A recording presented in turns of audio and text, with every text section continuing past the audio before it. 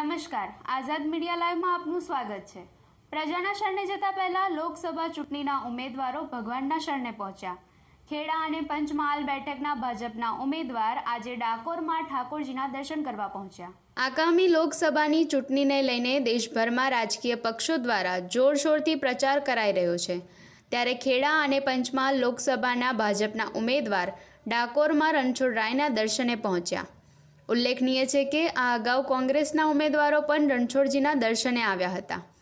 Kheda seat પરથી ભાજપના ઉમેદવાર દેવુસિંહ ચૌહાણ અને પંચમહાલ બેઠકના ઉમેદવાર રાજપાલ જાદવ ઠાકોરજીના દર્શન કરવા પહોંચ્યા।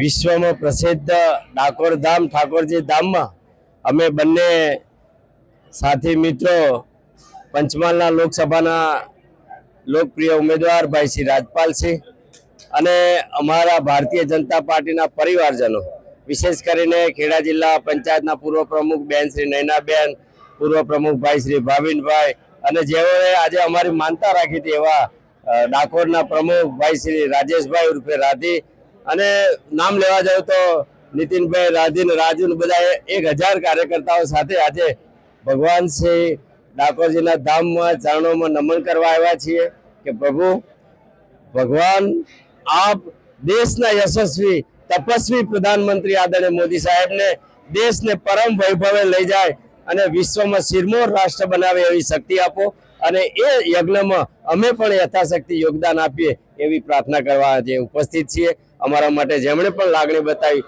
સૌ ભાવિક ભક્તોનો, પરિવારજનોનો અમે ખૂબ ખૂબ નતમસ્તક થઈને આભાર માનીએ છીએ। આજે ડાકોરના દર્શન કરી ધન્યતા અનુભવી અને મોદી સાહેબના યશસ્વી જે આપણા પ્રધાનમંત્રી છે એમના અમે સહભાગી થવા જઈ રહ્યા છીએ, ત્યારે અમારા ભારતીય જનતા પાર્ટીનો તમામ પરિવાર અને મોદી સાહેબના પરિવાર સાથે દર્શન કરી અને ભવ્યથી ભવ્ય લીડ સાથે વિજય બનીએ એ માટેની પ્રાર્થના કરી છે।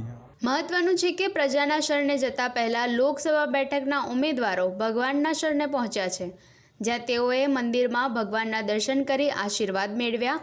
આ અગાઉ કોંગ્રેસના ઉમેદવારોએ પણ રણછોડરાયના દર્શન કર્યા હતા। અમિત પારેખ, આઝાદ મીડિયા લાઈવ, આનંદ।